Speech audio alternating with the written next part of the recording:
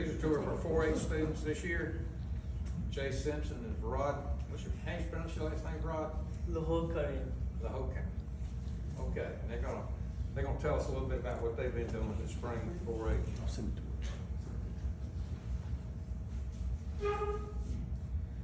So today we're going to be presenting about the progress of the Fort Mill 4-H beehives. So progress of Hive 1. So Hive 1 appears to be healthy. The bees are storing honey in the super. And then the hive swarms, so there's a new queen that's unmarked, but she appears to be laying well. And there's tons of brood and all that. And even though the population of the workers is lower, and then we set the hive up on April 26th. Progress of Hive 2. So this is the hive that the York County Bee Club donated. And then the new queen appears to be laying. And then the hive is looking good, and the bees have started to build out one side of 2 frames of wax. And then we need to keep feeding the bees with the 1-to-1 ratio of sugar water. And then we set this hive up on May 3rd. Problems we had on Hive 2 and how we fixed them.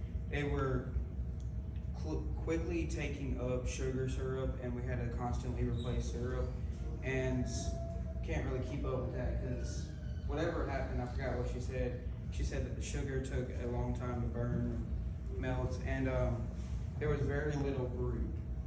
The queen seemed to be failing because there was a super cell, and it was not a swarm cell because it was on the front of the frame. Swarm cells are on the bottom of the frame. We fixed the problems by placing a frame to open the brood from Hive 1 to requeening the colony.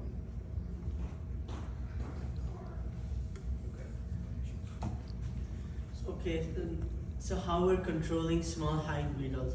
So when we checked Hive 1, we found some small hive beetles in the traps and swiffers, and also crawling on the brood, on the comb, and they were caught in the mineral oil traps. And then Hive 2 does not currently have any visible hive beetles that we could see when we inspected the colony. And then both the hives have small hive beetle traps with mineral oil in them, and then Hive 1 has swiffers along with the traps. That's the last one. Future plans to maintain a healthy hive. We need to swap out plastic foundation at some point that has not been properly drawn out of Hive 1.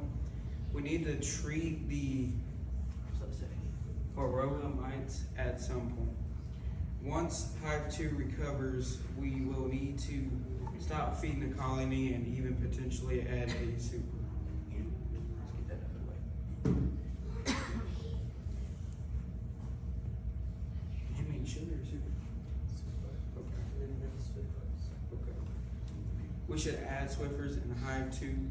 We should requeen Hive 1 with a queen that is less likely to swarm the next year.